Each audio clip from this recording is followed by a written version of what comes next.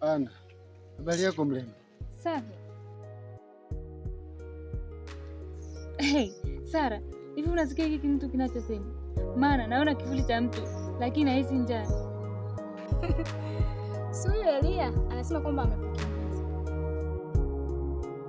Ana, usinitolee maneno ya shubiri. Mimi nimekuja kwa heri.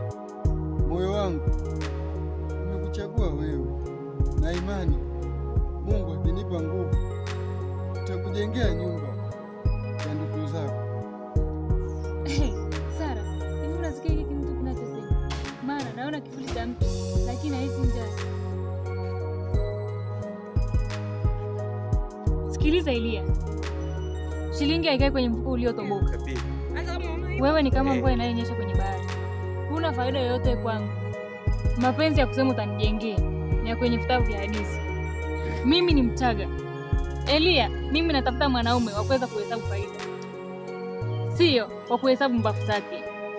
Lakini Ana, pesa ni makaratasi, lakini utu wangu ndio utakao kulinda. Baskeli yako ile ni kama mfano wa maisha yako, inayumba lakini haijui inakoelekea. Usinisibie njaa ya wenye uwezo, utulize kiu ya kimaskini. Mimi ni mlima mrefu, una pumzi ya kupanda huo mlima.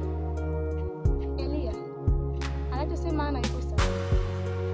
Yaani huwezi kuweka I love you kwenye sahani ya chakula. Sawa Ana, gari hufika mjini, lakini baskeli pia haijawahi acha kufika kileleni.